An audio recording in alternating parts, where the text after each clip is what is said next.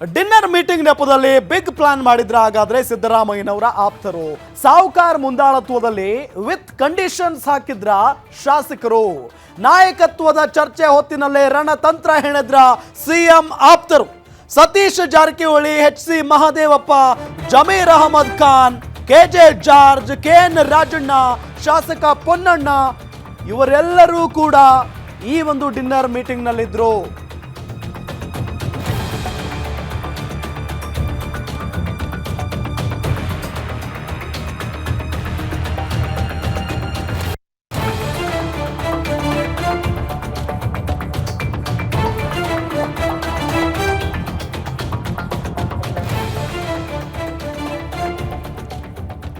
ನೋಡಿ ಎಂತ ಇಂಟ್ರೆಸ್ಟಿಂಗ್ ಬೆಳವಣಿಗೆ ನಿನ್ನೆ ಆಗಿದೆ ಅಂತ ಅಂದ್ರೆ ಇಷ್ಟು ದಿನಗಳ ಕಾಲ ಈ ಸಿಎಂ ವಿಚಾರಕ್ಕೆ ಸಂಬಂಧಪಟ್ಟಂತೆ ನಾಯಕತ್ವ ಬದಲಾವಣೆ ವಿಚಾರಕ್ಕೆ ಸಂಬಂಧಪಟ್ಟಂತೆ ಯಾರು ಬಹಿರಂಗವಾಗಿ ಮಾತನಾಡಬೇಡಿ ಅಂತ ಅಂದ್ರೂ ಕೂಡ ಕೆಲವೊಂದಿಷ್ಟು ನಾಯಕರು ಆ ಹೇಳಿಕೆಗಳನ್ನ ಕೊಟ್ಟರು.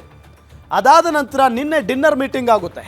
ಅಂದರೆ ಭಾಳಷ್ಟು ಡಿನ್ನರ್ ಮೀಟಿಂಗ್ಗಳು ಬೆಳಗಾವಿಯಲ್ಲಿ ಸದನ ಆರಂಭ ಆದ ದಿನದಿಂದಲೂ ಕೂಡ ನಡೀತಾನೆ ಇದ್ದಾವೆ. ಆದರೆ ನಿನ್ನೆ ನಡೆದಂಥ ಲಾಸ್ಟ್ ಡಿನ್ನರ್ ಮೀಟಿಂಗ್ ಇದೆಯಲ್ಲ ಭಾಳಷ್ಟು ಕುತೂಹಲ ಕೆರಳಿಸಿತ್ತು. ಬಿಕಾಸ್ ಸಿಎಂ ಸಿದ್ದರಾಮಯ್ಯನವರ ಆಪ್ತ ಬಳಗದಲ್ಲಿ ಗುರುತಿಸಿಕೊಂಡಿದ್ದಂಥ ಬರೋಬ್ಬರಿ 20 ಜನ ಶಾಸಕರು 20 ಜನ ನಾಯಕರು ಆ ಒಂದು ಡಿನ್ನರ್ ಮೀಟಿಂಗ್ನಲ್ಲಿ ಭಾಗಿಯಾಗಿದ್ದರು. ಬಹಳ ಪ್ರಮುಖವಾಗಿ ಸತೀಶ್ ಜಾರಕಿಹೊಳಿ ಅವರೇ ಇದನ್ನು ಆಯೋಜನೆ ಮಾಡಿದ್ರು. ಅಲ್ಲಿ ಎಚ್.ಸಿ. ಮಹದೇವಪ್ಪನವರಿದ್ದರು, ಜಮೀರ್ ಅಹಮದ್ ಖಾನ್ ಅವರಿದ್ರು, ಕೆಜೆ ಜಾರ್ಜ್ ಮತ್ತು ಕೆಎನ್ ರಾಜಣ್ಣ, ಶಾಸಕ ಪೊನ್ನಣ್ಣ ಅವರು ಕೂಡ ಇದ್ರು. ಇವರು ಸೇರಿದಂತೆ ಬರೋಬ್ಬರಿ 20ಕ್ಕೂ ಹೆಚ್ಚು ಜನ ಶಾಸಕರು ಈ ಒಂದು ಡಿನ್ನರ್ ಮೀಟಿಂಗ್ನಲ್ಲಿ ಭಾಗಿಯಾಗಿದ್ದರು. ಈ ಸಂದರ್ಭದಲ್ಲಿ ಕೆಲವೊಂದಿಷ್ಟು ಸಲಹೆ ಸೂಚನೆಗಳನ್ನು ಎಲ್ಲರೂ ಸೇರಿ ಸಿಎಂ ಸಿದ್ದರಾಮಯ್ಯನವರು ಕೊಟ್ಟಿದ್ದಾರೆ. ಜೊತೆಗೆ ಒಂದಿಷ್ಟು ಡಿಮ್ಯಾಂಡ್ಸ್ಗಳನ್ನು ಕೂಡ ಸಿದ್ದರಾಮಯ್ಯನವರ ಮುಂದೆ ಇಟ್ಟಿದ್ದಾರೆ. ಹಾಗಾದ್ರೆ ಸಿಎಂ ಸಿದ್ದರಾಮಯ್ಯನವರ ಮುಂದೆ ಯಾವೆಲ್ಲ ಡಿಮ್ಯಾಂಡ್ಗಳನ್ನು ಸಿಎಂ ಆಪ್ತರು ಇಟ್ಟರು, ಯಾವೆಲ್ಲ ರೀತಿಯಾಗಿ ಸಲಹೆ ಸೂಚನೆಗಳನ್ನು ಕೊಟ್ಟರು ಹಾಗಾದರೆ ಸಿಎಂ ಸಿದ್ದರಾಮಯ್ಯನವರಿಗೆ ಅವರ ಆಪ್ತ ಬಳಗದ ನಾಯಕರು, ಇದು ಈಗ ಇರುವಂಥ ಕುತೂಹಲ.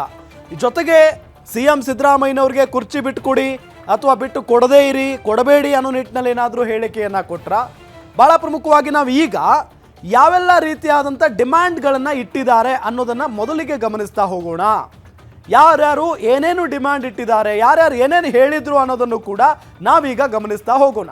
ಹಾಗಾದರೆ ಸಿದ್ದುಗೆ ಆಪ್ತರು ಏನೆಲ್ಲ ಡಿಮ್ಯಾಂಡ್ಗಳನ್ನ ಇಟ್ಟಿದ್ದಾರೆ ಈಗ ನೋಡ್ತಾ ಹೋಗೋಣ. ಯಾವುದೇ ಕಾರಣಕ್ಕೂ ಸಿಎಂ ಸ್ಥಾನವನ್ನು ತೊರಿಬೇಡಿ, ಇದು ಮೊದಲನೇ ಡಿಮ್ಯಾಂಡ್.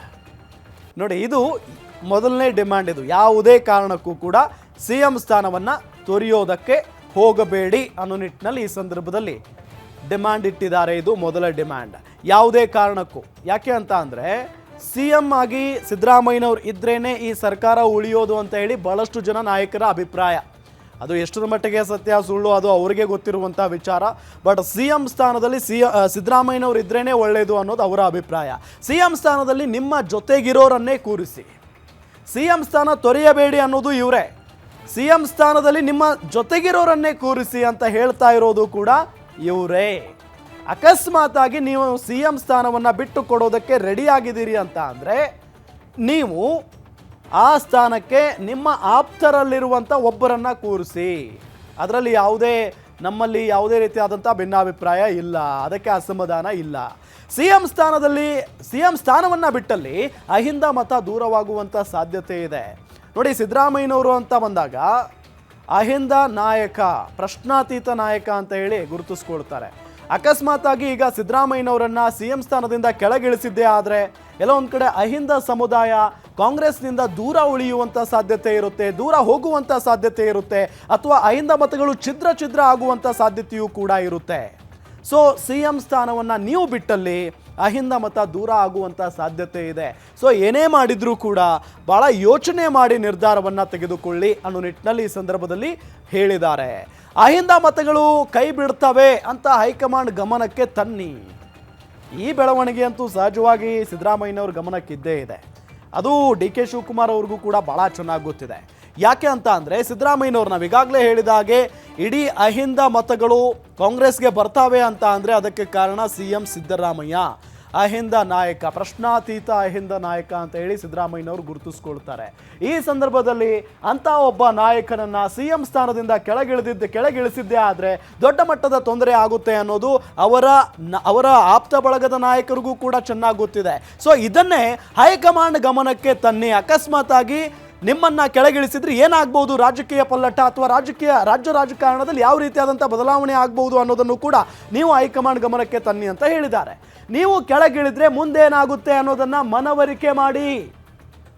ಇದು ಸಿದ್ದರಾಮಯ್ಯನವರ ಆಪ್ತ ಬಳಗದಲ್ಲಿ ಗುರುತಿಸಿಕೊಂಡಿರುವಂಥ ನಾಯಕರು, ಅಥವಾ ನಿನ್ನೆ ಡಿನ್ನರ್ ಮೀಟಿಂಗ್ನಲ್ಲಿ ಯಾರೆಲ್ಲ ಭಾಗಿಯಾಗಿದ್ರು ಅವರು ಸಿದ್ದರಾಮಯ್ಯನವರಿಗೆ ಒಂದಿಷ್ಟು ಡಿಮ್ಯಾಂಡ್ಗಳನ್ನು ಇಟ್ಟಿದ್ದಾರೆ. ಸರ್, ನಿಮ್ಮನ್ನ ಕೆಳಗಿಳಿಸಿದ್ರೆ ರಾಜ್ಯದಲ್ಲಿ ಏನಾಗಬಹುದು, ಕಾಂಗ್ರೆಸ್ ಸರ್ಕಾರಕ್ಕೆ ಎಷ್ಟರ ಮಟ್ಟಿಗೆ ಹೊಡೆತ ಬೀಳಬಹುದು, ಅಥವಾ ಮುಂದೆ ಏನಾಗಬಹುದು ರಾಜಕೀಯವಾಗಿ ಅನ್ನೋದನ್ನ ನೀವು ಹೈಕಮಾಂಡ್ಗೆ ಮನವರಿಕೆ ಮಾಡಿ ಸೂಕ್ಷ್ಮವಾಗಿ. ಆದರೆ ಯಾವುದೇ ಕಾರಣಕ್ಕೂ ಕೂಡ ನೀವು ಸಿಎಂ ಸ್ಥಾನದಿಂದ ಕೆಳಗಿಳಿಯೋದು ಬೇಡ ಅಂತಾನೆ ಈ ಸಂದರ್ಭದಲ್ಲಿ ಪ್ರತಿಯೊಬ್ಬ ನಾಯಕರು ಹೇಳಿದ್ದಾರೆ ಅನ್ನೋದು ಬಹಳ ಸ್ಪಷ್ಟ. ಇದರ ಜೊತೆಗೆ ಅಹಿಂದ ನಾಯಕತ್ವ ಅಥವಾ ಅಹಿಂದ ಮತಗಳು ಚದುರುವಂಥ ಸಾಧ್ಯತೆಯೂ ಕೂಡ ಇದೆ ಅಂತ ಹೇಳಿದ್ದಾರೆ ಅನ್ನೋದು ಗೊತ್ತು. ಇನ್ನು ನಿಮಗಾಗಿ ರಾಹುಲ್ ಗಾಂಧಿಗೆ ಪತ್ರ ಚಳುವಳಿಯನ್ನು ಕೂಡ ಮಾಡೋಣ.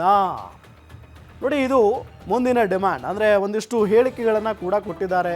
ಭಾಳ ಪ್ರಮುಖವಾಗಿ ಅವರನ್ನು ಪ್ರೀತಿಸುವಂಥ ನಾಯಕರುಗಳು ಕೂಡ ಇದ್ದಾರೆ. ನಿಮ್ಮ ಜೊತೆಗೆ ನಾವಿದ್ದೀವಿ, ನಿಮಗೋಸ್ಕರ ಬೇಕಾದರೆ ರಾಹುಲ್ ಗಾಂಧಿಗೆ ಪತ್ರ ಚಳುವಳಿಯನ್ನು ಮಾಡೋಣ ಅಂತ ಹೇಳಿ. ಪತ್ರ ಚಳುವಳಿ ಅಂತ ಅಂದರೆ ಯಾವ ರೀತಿ? ಪ್ರತಿಯೊಬ್ಬ ಶಾಸಕರು ಕೂಡ ಸಿದ್ದರಾಮಯ್ಯನವರ ಪರವಾಗಿ ನಿಂತ್ಕೊಂಡು ಪತ್ರ ಬರೆಯೋದು. ಯಾರಿಗೆ? ರಾಹುಲ್ ಗಾಂಧಿ ಅವರಿಗೆ. ಏನಂತ? ನೋಡಿ ಸರ್, ಸಿದ್ದರಾಮಯ್ಯನವರೇ ಇರಬೇಕು ಸಿಎಂ ಆಗಿ, ಅವರನ್ನು ಕೆಳಗಿಳಿಸಬೇಡಿ, ಅವರನ್ನು ಕೆಳಗಿಳಿಸಿದರೆ ಯಾವ ರೀತಿಯಾಗಿ ನಷ್ಟ ಅನುಭವಿಸಬೇಕಾಗುತ್ತೆ ಅನ್ನೋದರ ಬಗ್ಗೆ ಬರೆದು ರಾಹುಲ್ ಗಾಂಧಿ ಅವರಿಗೆ ಕಳುಹಿಸಿಕೊಡುವುದೇ ಇಲ್ಲಿ ಪತ್ರ ಚಳುವಳಿ ಅಂತ ಅನ್ಕೊಳ್ಳೋಣ.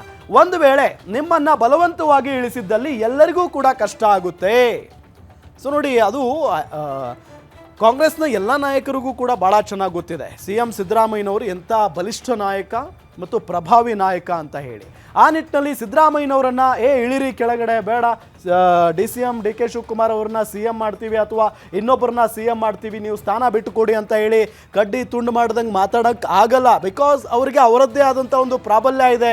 ಅವರಿಗೆ ರಾಜ್ಯ ರಾಜಕಾರಣದಲ್ಲಿ, ಅದರಲ್ಲೂ ರಾಜ್ಯ ಕಾಂಗ್ರೆಸ್ನಲ್ಲಿ ಒಂದು ಹಿಡಿತ ಇದೆ. ಅದರಲ್ಲೂ ಒಂದು ಅಹಿಂದ ಸಮುದಾಯ, ಅಂದರೆ ಅಹಿಂದ ಸಮುದಾಯದ ದೊಡ್ಡ ಬೆಂಬಲವೂ ಕೂಡ ಇರುವಂಥ ನಾಯಕ. ಹಾಗಾಗಿ ಅವರಿಗೆ ಸಡನ್ನಾಗಿ ಕೆಳಗಿಳಿರಿ ಅಂತ ಹೇಳೋದಕ್ಕೆ ಸಾಧ್ಯ ಆಗಲ್ಲ. ಸೊ ಆ ನಿಟ್ಟಿನಲ್ಲಿ ಬಲವಂತವಾಗಿ ನಿಮ್ಮನ್ನು ಕೆಳಗಿಳಿಸಿದ್ರೆ ಎಲ್ಲರಿಗೂ ಕೂಡ ಕಷ್ಟ ಆಗುತ್ತೆ ಅನ್ನೋದನ್ನು ಕೂಡ ಹೈಕಮಾಂಡ್ಗೆ ಮನವರಿಕೆ ಮಾಡಿ.